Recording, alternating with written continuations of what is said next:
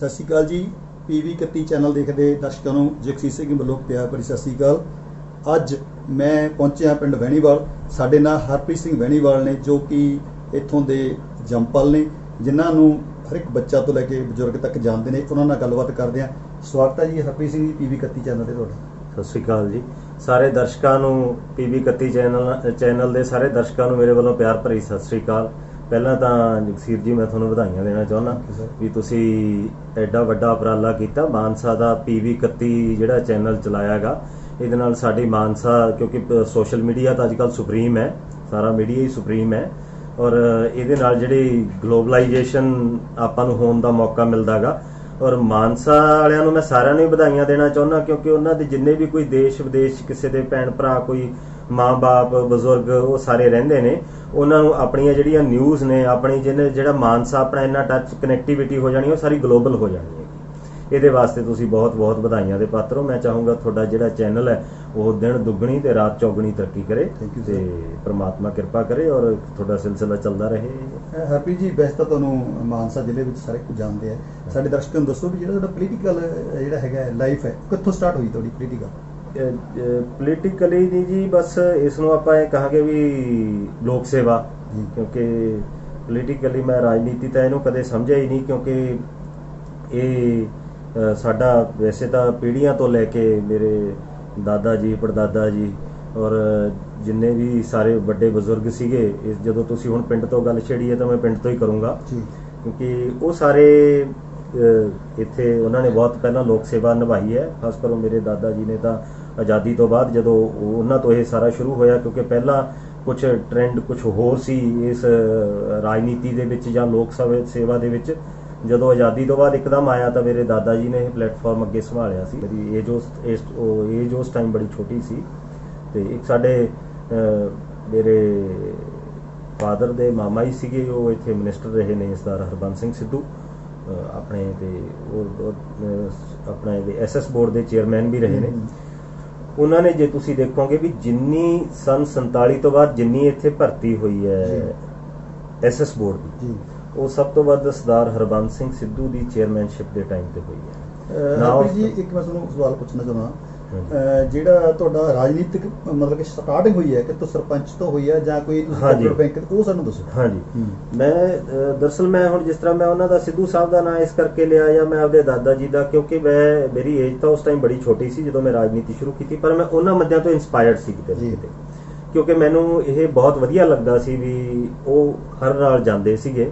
ਔਰ ਜਦੋਂ ਕੋਈ ਨਾਮ ਲੈਂਦਾ ਸੀ ਵੀ ਜਿਸ ਤਰ੍ਹਾਂ ਸਿੱਧੂ ਸਾਹਿਬ ਹੋਰਾਂ ਨੇ ਇਹਨੇ ਵੀ ਕੰਮ ਕਰਵਾਏ ਇੱਥੇ, ਔਰ ਫਿਰ ਅੱਛਾ ਲੱਗਦਾ ਸੀ। ਮੈਂ ਉਹਨਾਂ ਬੰਦਿਆਂ ਤੋਂ ਪ੍ਰਭਾਵਿਤ ਹੋ ਕੇ ਮੈਂ ਸਭ ਤੋਂ ਪਹਿਲੀ ਜਿਹੜੀ ਇਲੈਕਸ਼ਨ ਆਪਦੀ 18 ਸਾਲ ਦੀ ਉਮਰ 'ਚ ਲੜੀ ਸੀ। ਇੱਥੇ ਕੋਆਪਰੇਟਿਵ ਸੁਸਾਇਟੀ, ਸਾਡੇ 5 ਪਿੰਡਾਂ ਦੀ ਕੋਆਪਰੇਟਿਵ ਸੁਸਾਇਟੀ ਹੈਗੀ, ਵਹਿਣੀਵਾਲ ਕੋਆਪਰੇਟਿਵ ਸੁਸਾਇਟੀ। ਮੈਂ ਉਹਦੇ 'ਚ 5 ਪਿੰਡਾਂ 'ਚ ਮੈਨੂੰ ਵਧੀਆ ਸਾਰਿਆਂ ਨੇ ਵੋਟਾਂ ਪਾ ਕੇ ਸਭ ਤੋਂ ਵੱਧ ਵੋਟਾਂ 'ਤੇ ਜਿਤਾ ਕੇ ਮਾਣ ਦਿੱਤਾ, ਤੇ ਫਿਰ ਮੈਂ ਉਹਦੇ 'ਚ 4 ਸਾਲ ਇਲੈਕਟਿਡ ਮੈਂਬਰ ਰਿਹਾ। ਫਿਰ ਮੈਂ ਉਸ ਸੁਸਾਇਟੀ ਦਾ ਮੈਂ ਪ੍ਰਧਾਨ ਵੀ ਬਣਿਆ, ਮੈਨੂੰ ਮੌਕਾ ਮਿਲਿਆ। 9 ਸਾਲ ਮੈਂ ਉਹਦੇ 'ਚ ਸੇਵਾ ਨਿਭਾਈ। ਫਿਰ ਹੁੰਦਾ ਵੀ ਕੋਆਪਰੇਟਿਵ ਦੇ ਡਿਪਾਰਟਮੈਂਟ ਦੇ ਵਿੱਚ ਕੀ ਹੁੰਦਾ, ਜਦੋਂ ਤੁਸੀਂ 2 ਵਾਰੀ ਇਲੈਕਟਿਡ ਹੋ ਜਾਂਦੇ ਤਾਂ ਫਿਰ ਤੁਹਾਨੂੰ ਇੱਕ ਗੈਪ ਪਾਉਣਾ ਪੈਂਦਾ। ਫਿਰ ਉੱਧਰੋਂ ਮੇਰਾ ਗੈਪ ਪੈ ਗਿਆ ਸੀ। ਫਿਰ ਮੈਂ ਸੰਨ 2000 ਦੇ ਵਿੱਚ ਬਲਾਕ ਸੰਮਤੀ ਦੀ ਇਲੈਕਸ਼ਨ ਵੀ ਲੜੀ। ਸਾਡੇ 2 ਪਿੰਡ ਨੇ ਇੱਥੇ, ਪੇਰੋਂ 5000 ਵੋਟ ਤੇ ਬਲਾਕ ਸੰਮਤੀ ਮੈਂਬਰ ਚੁਣਿਆ ਜਾਂਦਾ। ਮੈਂ ਉਹਦੇ 'ਚ ਫਿਰ ਬਲਾਕ ਸੰਮਤੀ ਮੈਂਬਰ ਵੀ ਇਲੈਕਟਿਡ ਹੋਇਆ। 5 ਸਾਲ ਮੈਂ ਬਲਾਕ ਸੰਮਤੀ ਦੇ ਵਿੱਚ ਵੀ ਸੇਵਾ ਨਿਭਾਈ। ਫਿਰ ਕਾਂਗਰਸ ਦੇ ਵਿੱਚ ਵੀ ਮੈਂ ਕਈ ਯੂਥ ਦੇ ਅਹੁਦਿਆਂ 'ਚ ਵੀ ਕੰਮ ਕੀਤਾ, ਯੂਥ ਕਾਂਗਰਸ 'ਚ ਕੰਮ ਕੀਤਾ, ਫਿਰ ਡਿਸਟ੍ਰਿਕਟ ਕਾਂਗਰਸ 'ਚ ਕੰਮ ਕੀਤਾ, ਫਿਰ ਸਟੇਟ ਕਾਂਗਰਸ 'ਚ ਵੀ ਕੰਮ ਕੀਤਾ ਜੀ। ਸਟੇਟ ਕਾਂਗਰਸ 'ਚ ਵੀ 77 ਦੀ ਸੇਵਾ ਨਿਭਾਈ ਹੈ। ਡਿਸਟ੍ਰਿਕਟ ਕਾਂਗਰਸ 'ਚ ਵੀ ਮੈਂ ਜਨਰਲ ਸੈਕਟਰੀ ਰਿਹਾ, ਵਾਈਸ ਪ੍ਰੈਜ਼ੀਡੈਂਟ ਵੀ ਰਹਾਂਗਾ। ਕੈਪਟਨ ਅਮਰਿੰਦਰ ਸਿੰਘ ਦੀ ਸਰਕਾਰ ਦੇ ਵਿੱਚ ਹੁਣ ਤੁਹਾਨੂੰ ਕੋਈ ਅਹੁਦਾ ਮਿਲਿਆ ਪਾਰਟੀ ਵੱਲੋਂ? ਨਹੀਂ ਜੀ, ਪਾਰਟੀ ਵੱਲੋਂ ਤਾਂ ਪਹਿਲਾਂ ਅਹੁਦਾ ਸੀ ਮੇਰੇ ਕੋਲੇ। ਪਾਰਟੀ ਵੱਲੋਂ ਮੈਂ 77 ਸੀਗਾ। ਹੁਣੇ ਜੇ ਸ਼੍ਰੀ ਰਾਹੁਲ ਗਾਂਧੀ ਜੀ ਨੇ ਇਕਾਈਆਂ ਭੰਗ ਕਰਤੀਆਂ ਸੀ ਸਾਰੀਆਂ ਪਾਰਲੀਮੈਂਟ ਤੋਂ ਬਾਅਦ, ਔਰ ਉਹਨਾਂ ਦੀ ਕੋਈ ਪਲੈਨਿੰਗ ਸੀ ਵੀ ਕੋਈ ਸਾਰਾ ਜਿਹੜਾ ਨਵਾਂ ਬਣਾਇਆ ਜਾਵੇ ਸਾਰੀਆਂ ਬਾਡੀਜ਼, ਤੇ ਸਿਰਫ ਸਾਡੇ ਪ੍ਰੈਜ਼ੀਡੈਂਟ ਸ੍ਰੀ ਸੁਨੀਲ ਜਾਖੜ ਜੀ ਨੂੰ ਛੱਡ ਕੇ ਡਿਸਟ੍ਰਿਕਟ ਪ੍ਰੈਜ਼ੀਡੈਂਟ ਔਰ ਜਿੰਨੀਆਂ ਵੀ ਸਾਰੀਆਂ ਇਕਾਈਆਂ ਸੀ ਉਹਨਾਂ ਨੇ ਭੰਗ ਕਰਤੀਆਂ ਸੀਗੀਆਂ। ਹਰਪ੍ਰੀਤ ਜੀ, ਪੋਲਿਟਿਕਸ ਤੇ ਰਾਜਨੀਤਿਕ ਤੇ ਇੱਕ ਫਿਲਮ ਇੰਡਸਟਰੀ ਵਿੱਚ ਇਹ ਧਰਮਿੰਦਰ ਪਰਿਵਾਰ ਨਾਲ ਤੁਹਾਡਾ ਕਿਵੇਂ, ਤੁਸੀਂ ਇੱਧਰ ਕਿਵੇਂ ਅਟਰੈਕਸ਼ਨ ਹੋਏ? ਧਰਮਿੰਦਰ ਪਰਿਵਾਰ ਨਾਲ ਜੀ, ਦਰਅਸਲ ਇਹਨਾਂ ਦੇ ਬਚਪਨ ਤੋਂ ਹੀ ਪ੍ਰਸ਼ੰਸਕ ਸੀਗੇ ਜੀ ਸਾਰੇ। ਜਦੋਂ ਆਪਾਂ ਕਹੀਏ ਵੀ ਆਪਣਾ ਖਾਸ ਕਰੋ ਨਾਰਥ ਇੰਡੀਆ ਦਾ, ਹੁਣ ਤੁਹਾਨੂੰ ਵੀ ਪਤਾ ਸਾਰਿਆਂ ਨੂੰ ਵੀ, ਤੁਸੀਂ ਵੀ ਦੇਖੋਗੇ ਨਾਰਥ ਇੰਡੀਆ ਦੇ ਵਿੱਚ ਤਾਂ ਜਦੋਂ 1900 ਜਿਹੜਾ ਆਪਾਂ 80 ਦੇ ਦਹਾਕੇ ਦੀ ਗੱਲ ਕਰੀਏ ਜਾਂ 90 ਦੇ ਸ਼ੁਰੂਆਤੀ ਦਹਾਕੇ ਦੀ 96 97 ਤੱਕ ਜਾਂ 2000 ਤੱਕ ਵੀ ਆਪਾਂ ਗੱਲ ਕਰੀਏ ਜੀ, ਤਾਂ ਨਾਰਥ ਇੰਡੀਆ ਦੇ ਵਿੱਚ ਤਾਂ ਇਹਨਾਂ ਦਾ ਬੋਲਬਾਲਾ ਹੀ ਬਹੁਤ ਸੀਗਾ ਜੀ। ਉਸ ਟਾਈਮ ਤੇ ਅਸੀਂ ਇਹਨਾਂ ਦੇ ਪ੍ਰਸ਼ੰਸਕ ਚੱਲੇ ਆ ਰਹੇ ਹਾਂਗੇ। ਤੇ ਇੱਧਰ ਤਾਂ ਜਿਹੜੀ ਗੱਲ ਹੀ ਮੈਂ ਕਹਿੰਦਾ, ਬੱਚੇ ਖੇਡਦੇ ਵੀ ਤਾਂ ਉਦੋਂ ਗੱਲਾਂ ਚੱਲਦੀਆਂ ਵੀ ਉਦੋਂ ਇੱਕ ਦੂਜੇ ਨੂੰ ਧਰਮਿੰਦਰ ਦਾ ਨਾਂ ਲੈ ਕੇ, ਧਰਮ ਜੀ ਦਾ ਨਾਂ ਲੈ ਕੇ, ਜਾਂ ਸਨੀ ਦਿਓਲ ਜੀ ਦਾ ਨਾਂ ਲੈ ਕੇ, ਜਾਂ ਦਾਰਾ ਸਿੰਘ ਜੀ ਦਾ ਨਾਂ ਲੈ ਕੇ ਲੋਕ ਗੱਲਾਂ ਕਰਦੇ। ਤੇ ਆਪਣੇ ਜਿਹੜੇ ਹੈਗੇ ਇਸ ਫੀਲਡ ਦੇ ਜਿਹੜੇ ਸੁਪਰਸਟਾਰ ਨੇ ਉਹ ਇਹੀ ਰਹੇ ਨੇ। ਤੇ ਚਲਦੇ ਚਲਦੇ ਮੇਰਾ ਫਿਰ ਇਹਨਾਂ ਨਾਲ ਇੱਕ ਰਾਬਤਾ ਵੀ ਕਾਇਮ ਹੋ ਗਿਆ। ਮੇਰੇ 'ਚ ਵੀ ਇੱਕ ਜਨੂਨ ਸੀ। ਇਹਨਾਂ ਦੀਆਂ ਕਾਫੀ ਫਿਲਮਾਂ ਮੈਨੂੰ ਜਿਹੜੀਆਂ ਨੇ ਮੈਨੂੰ ਪ੍ਰਭਾਵਿਤ ਕੀਤਾ, ਤੇ ਉਹਨਾਂ ਦੀਆਂ ਫਿਲਮਾਂ ਬਹੁਤ ਚੰਗੀਆਂ ਬਣੀਆਂ ਹੋਈਆਂ ਸੀ। ਘਾਇਲ, ਬਾਰਡਰ ਤੁਸੀਂ ਆਪ ਦੇਖੋਗੇ, ਔਰ ਖਾਸ ਕਰੋ ਜਿਹੜੀਆਂ ਪਗੜੀ ਤੇ 2 ਫਿਲਮਾਂ ਬਣੀਆਂ ਸੀ, ਬਾਰਡਰ, ਗਦਰ, ਇਹਨਾਂ ਨੇ ਤਾਂ ਬਹੁਤ ਹੀ ਧਮਾਲ ਮਚਾਈ ਹੈ ਜੀ। ਨਹੀਂ, ਤੁਹਾਡਾ ਜਿਹੜਾ ਧਰਮਿੰਦਰ ਪਰਿਵਾਰ ਨਾਲ ਰਿਲੇਸ਼ਨ, ਇਹ ਤੁਸੀਂ ਆਪ ਬਣਾਇਆ ਜਾਂ ਕੋਈ ਵਿੱਚ ਕੋਈ ਰਿਸ਼ਤੇਦਾਰ ਸੀ ਜਾਂ ਇਹਨਾਂ ਨਾਲ ਰਿਸ਼ਤੇਦਾਰੀ ਪੈਂਦੀ ਹੈ? ਨਹੀਂ ਜੀ, ਮੈਂ ਰਿਲੇਸ਼ਨ ਤਾਂ ਆਪ ਹੀ ਬਣਿਆ ਜੀ। ਵੀ ਇੱਕ ਰਿਲੇਸ਼ਨ ਇੱਕ ਪ੍ਰਸ਼ੰਸਕ ਤੌਰ ਤੇ ਬਣਿਆ, ਔਰ ਪ੍ਰਸ਼ੰਸਕ ਤੋਂ ਫਿਰ ਅੱਗੇ ਚਲਦੀ ਗੱਲ ਉਹ ਚੱਲ ਪਈ। ਠੀਕ ਹੈ। ਤੇ ਉਹ ਤਾਂ ਹੁਣ ਉਹਨਾਂ ਦੀ ਮਿਹਰਬਾਨੀ ਹੈ ਜੀ, ਵੀ ਧਰਮਿੰਦਰ ਜੀ ਦੀ ਜਾਂ ਮਤਲਬ ਆਪਣਾ ਸਨੀ ਦਿਓਲ ਜੀ ਦੀ ਮਿਹਰਬਾਨੀ ਹੈ। ਸਾਡੇ ਸੁਪੁੱਤਰ ਜਿਹੜੇ ਕਹਿੰਦੇ ਆ ਵੀ ਬਹੁਤ ਨੇੜਤਾ ਤੁਹਾਡੀ ਇਸ ਪਰਿਵਾਰ ਨਾਲ, ਤੁਸੀਂ ਕੁਝ ਫਿਲਮਾਂ 'ਚ ਵੀ ਕੰਮ ਕੀਤਾ, ਸਾਡੇ ਦਰਸ਼ਕਾਂ ਨੂੰ ਦੱਸੋਗੇ ਕਿਹੜੀ ਫਿਲਮ ਤੁਸੀਂ? ਹਾਂਜੀ, ਮੈਂ ਘਾਇਲ ਵੰਸ ਅਗੇਨ ਦੇ ਵਿੱਚ, ਕਿਉਂਕਿ ਮੇਰੀ ਜਿਹੜੀ ਪੁਰਾਣੀ ਘਾਇਲ ਸੀਗੀ 1990 ਦੇ ਵਿੱਚ ਆਈ, ਉਹ ਆਪਣੀ ਨੈਸ਼ਨਲ ਅਵਾਰਡਡ ਫਿਲਮ ਸੀ, ਉਹਨੂੰ 2 ਰਾਸ਼ਟਰੀ ਪੁਰਸਕਾਰ ਮਿਲੇ ਸੀ। ਉਹ ਮੈਨੂੰ ਮਤਲਬ ਮੇਰੀ ਫੇਵਰੇਟ ਫਿਲਮ ਸੀਗੀ, ਉਹ ਮੈਨੂੰ ਬਹੁਤ ਹੀ ਉਹ ਅੱਛੀ ਲੱਗਦੀ ਸੀ। ਉਦੋਂ ਜਦੋਂ ਮੇਰਾ ਇਹਨਾਂ ਦੇ ਨਾਲ ਫਿਰ ਆਉਣ ਜਾਣ ਹੋ ਗਿਆ, ਜਾਂ ਫਿਰ ਮੈਨੂੰ ਇਹ ਘਾਇਲ ਵੰਸ ਆਪਣਾ ਘਾਇਲ ਦਾ ਦੂਜਾ ਪਾਰਟ ਬਣਾ ਰਹੇ ਸੀ ਸਨੀ ਦਿਓਲ ਜੀ, ਆਪ ਪ੍ਰੋਡਿਊਸ ਕਰ ਰਹੇ ਸੀ, ਆਪ ਡਾਇਰੈਕਟ ਕਰ ਰਹੇ ਸੀ ਘਾਇਲ ਵੰਸ ਅਗੇਨ।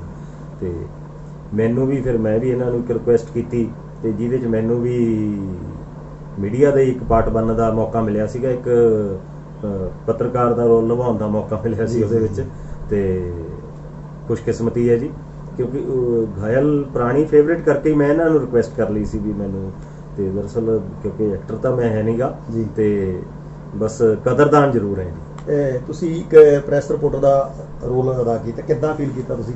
ਮਤਲਬ ਤੁਸੀਂ ਇਹੀ ਸੀਨ ਕਿਉਂ ਚੁਆਇਸ ਕੀਤਾ, ਜਾਂ ਉਹਨਾਂ ਨੇ ਤੁਹਾਨੂੰ ਇਹ ਸੀਨ ਦਿੱਤਾ? ਨਹੀਂ ਜੀ, ਦਰਅਸਲ ਜਦੋਂ ਗੱਲ ਹੋਈ ਜੀ ਮੇਰੀ, ਉਦੋਂ ਨਾ ਬਸ ਸ਼ੂਟਿੰਗ ਹੀ ਫਿਲਮ ਦੀ 3 ਦਿਨਾਂ ਦੀ ਰਹਿ ਚੁੱਕੀ ਸੀ ਜੀ। ਕਿਉਂਕਿ ਪਹਿਲਾਂ ਮੈਨੂੰ ਐ ਨਹੀਂ ਸੀ ਵੀ ਮੈਨੂੰ ਕਿਤੇ ਉਹ ਜਿਸ ਤਰ੍ਹਾਂ ਆਪਣੇ ਆਮ ਆਪਾਂ ਕਹੀਏ ਵੀ ਸ਼ੌਂਕ ਹੁੰਦਾ ਸਾਰਿਆਂ ਨੂੰ ਵੀ ਆਪਾਂ ਵੀ ਇਹਦੇ 'ਚ ਆਉਣੇ ਚਾਹੀਦੇ ਆ, ਜਾਂ ਆਪਾਂ ਕੈਮਰਾ ਫੇਸ ਕਰੀਏ ਜਾਂ ਹੋਰ, ਤੇ ਉਹ ਸਾਰਾ ਸ਼ੌਂਕ ਕਰਕੇ ਮੈਨੂੰ ਵੀ ਜਦੋਂ ਉਹਨਾਂ ਨੇ ਕਿਹਾ ਵੀ ਹੁਣ 3 ਦਿਨਾਂ ਦੀ ਸ਼ੂਟਿੰਗ ਰਹਿ ਗਈ, ਇਹਦੇ 'ਚ ਇਸ ਤਰ੍ਹਾਂ ਕਰਕੇ ਤੁਸੀਂ ਵੀ ਇੱਕ ਪ੍ਰੈਸ ਰਿਪੋਰਟਰ ਦਾ ਰੋਲ ਨਿਭਾ ਦਿਓਗੇ, ਤੇ ਮੈਂ ਕਿਹਾ ਜੀ ਬੜੀ ਮਾਣ ਵਾਲੀ ਗੱਲ ਹੈ, ਕਿਉਂਕਿ ਪ੍ਰੈਸ ਹੀ ਤਾਂ ਸੁਪਰੀਮ ਹੈ ਅੱਜ ਕੱਲ੍ਹ, ਸਾਰਾ ਕੁਛ ਹੀ ਪ੍ਰੈਸ ਹੈ। ਤੇ ਇਹ ਕਿੰਨੇ ਮਿੰਟ ਦਾ ਰੋਲ ਸੀਗਾ ਜੀ? ਇਹ ਜੀ ਸ਼ੂਟਿੰਗ ਤਾਂ ਸਾਡੀ 3 ਦਿਨ ਹੋਈ ਸੀਗੀ ਜੀ। ਉਹਨਾਂ ਨੇ, ਕਿਉਂਕਿ ਉਹ ਪਿਕਚਰ ਬੜੀ ਫਾਸਟ ਸੀਗੀ, ਤੁਸੀਂ ਦੇਖੋਗੇ ਜੀ। ਉਹ ਮੂਵੀ ਉਸ ਟਾਈਮ 2016 ਦੇ ਵਿੱਚ ਰਿਲੀਜ਼ ਹੋਈ ਸੀ, 7 ਫਰਵਰੀ ਨੂੰ, 5 ਫਰਵਰੀ ਨੂੰ, ਔਰ ਉਹ ਬੜੀ ਫਾਸਟ ਮੂਵੀ ਸੀਗੀ। ਉਹਦੇ ਜੋ ਸੀਨ ਤਾਂ ਜਗ੍ਹਾ ਜਗ੍ਹਾ ਪਾਏ ਹੋਏ ਸੀ, ਪਰ ਬੜੇ ਉਹਦੇ ਸ਼ਾਰਟ ਸੀਨ ਪਾਇਆ ਹੋਇਆ ਸੀਗਾ। ਉਹ ਇਸ ਤਰ੍ਹਾਂ ਨਹੀਂ ਸੀ ਵੀ ਲਗਾਤਾਰ ਚੱਲਦਾ, ਕਿਉਂਕਿ ਉਹ ਬਹੁਤ ਹੀ ਫਾਸਟ ਮੂਵੀ ਬਣਾਈ ਸੀ, ਹਾਲੀਵੁੱਡ ਟਾਈਪ ਉਹਨਾਂ ਨੇ। ਸਨੀ ਦਿਓਲ ਜਿੱਥੇ ਇਲੈਕਸ਼ਨ ਲੜੇ, ਉਦੋਂ ਤੁਹਾਨੂੰ ਮੌਕਾ ਮਿਲਿਆ ਉਹਨਾਂ ਦੀ ਸਪੋਰਟ ਕਰਨ ਦਾ? ਨਹੀਂ ਜੀ, ਦਰਅਸਲ ਕਿਉਂਕਿ ਮੈਂ ਤਾਂ ਇਧਰ ਪਾਰਟੀ 'ਚ ਕਾਂਗਰਸ ਨਾਲ ਰਿਲੇਟਡ ਹੈ ਜੀ। ਠੀਕ ਹੈ ਜੀ। ਤੇ ਫਿਰ ਮੈਂ ਜਾਂ ਬਾਕੀ ਗੁਰਦਾਸਪੁਰ ਸੀ ਸਾਡਾ, ਥੋੜਾ ਜਿਹਾ ਏਰੀਆ ਵੀ ਉਹ ਦੂਰ ਹੈ। ਠੀਕ ਹੈ। ਤੇ ਮੈਂ ਕਾਂਗਰਸ 'ਚ ਕਿਉਂਕਿ ਫੀਲਡ ਹੀ ਅਲੱਗ ਹੈ, ਉਹ ਪਾਰਟੀ ਮਤਲਬ ਉਹ ਰਾਜਨੀਤੀ ਤੇ ਇਹ ਆਪਣਾ ਪਰਸਨਲ ਰਿਲੇਸ਼ਨ, ਇਹ ਗੱਲਾਂ ਹੀ ਦੋਨੇ, ਹਾਂ ਗੱਲਾਂ ਹੀ ਦੋਨੇ ਅਲੱਗ-ਅਲੱਗ ਨੇ।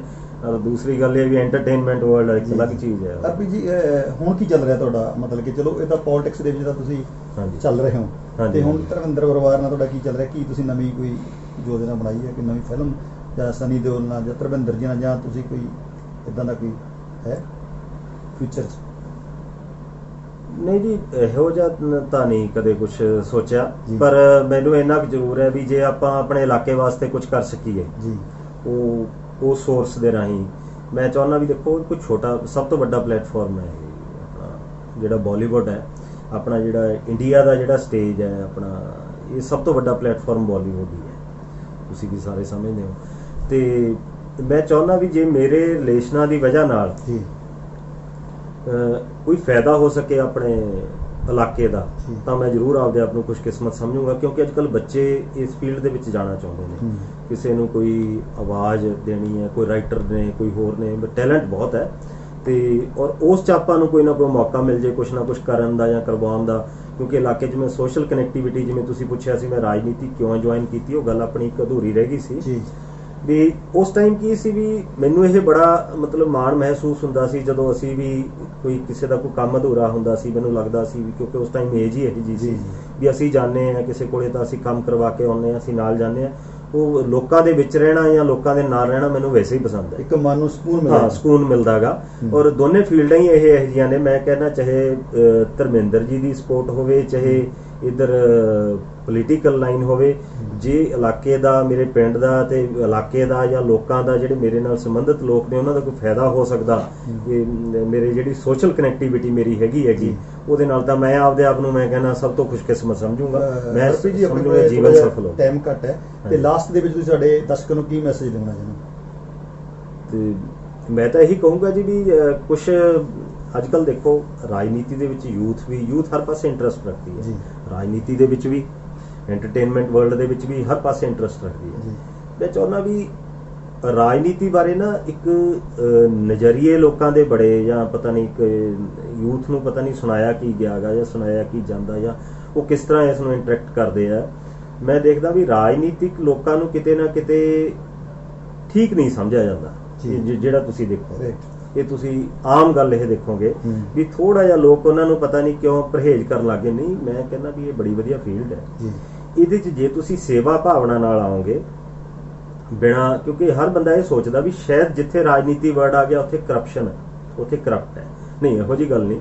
ਚੰਦ ਬੰਦੇ ਹਰ ਫੀਲਡ ਦੇ ਵਿੱਚ, ਹਰ ਖੇਤਰ ਦੇ ਵਿੱਚ ਕਰਪਟ ਵੀ ਹੁੰਦੇ ਨੇ, ਔਰ ਉਹਦੇ 'ਚ ਉਸੇ ਲਾਈਨ ਦੇ ਵਿੱਚ ਚੰਗੇ ਬੰਦੇ ਵੀ ਹੁੰਦੇ ਨੇ। ਮੈਂ ਕਹਿੰਦਾ ਵੀ ਇਹ ਲਾਈਨ, ਇਹ ਫੀਲਡ ਬੜੀ ਅੱਛੀ ਹੈ। ਔਰ ਜੇ ਤੁਸੀਂ ਇਹਦੇ 'ਚ ਸੇਵਾ ਭਾਵਨਾ ਨਾਲ, ਮੈਂ ਕਹਿੰਦਾ ਵੀ ਇਦੋਂ ਵੱਡਾ ਪਲੇਟਫਾਰਮ ਸੇਵਾ ਭਾਵਨਾ ਦਾ ਕੋਈ ਹੋ ਨਹੀਂ ਸਕਦਾ। ਸ਼ਾਇਦ ਸੋਸ਼ਲ ਵਰਕ ਨੂੰ ਲੋਕ ਇਹ ਸਮਝਦੇ ਆ ਵੀ ਕੁਝ ਦੇਣਾ ਲੈਣਾ ਜਾਂ ਕਿਸੇ ਦੀ ਕੋਈ ਮਦਦ ਕਰਨੀ, ਉਹੀ ਇੱਕ ਅਵੇਅਰਨੈਸ ਜਿੰਨੀ ਤੁਸੀਂ ਇਸ ਪਲੇਟਫਾਰਮ ਦੇ ਰਾਹੀਂ ਦੇ ਸਕਦੇ ਹੋ ਲੋਕਾਂ ਨੂੰ, ਇਦੋਂ ਹੋਰ ਨਹੀਂ ਕੁਝ। ਇਹ ਸਨ ਸਾਡੇ ਹਰਪ੍ਰੀਤ ਸਿੰਘ ਜੀ ਬੈਣੀਵਾਲ ਤੋਂ, ਜਿਨ੍ਹਾਂ ਨੇ ਸਾਡੇ ਦਰਸ਼ਕਾਂ ਨੂੰ ਪੂਰੀ ਡਿਟੇਲ ਦੇ ਵਿੱਚ ਪੋਲਿਟਿਕਸ ਬਾਰੇ ਤੇ ਫਿਲਮ ਇੰਡਸਟਰੀ ਬਾਰੇ ਜਾਣਕਾਰੀ ਦਿੱਤੀ। ਅਸੀਂ ਬਹੁਤ ਬਹੁਤ ਧੰਨਵਾਦ ਆ ਚੈਨਲ ਵੱਲੋਂ। ਵਿਕਰਮ ਵਿੱਕੀ ਦੇ ਨਾਲ।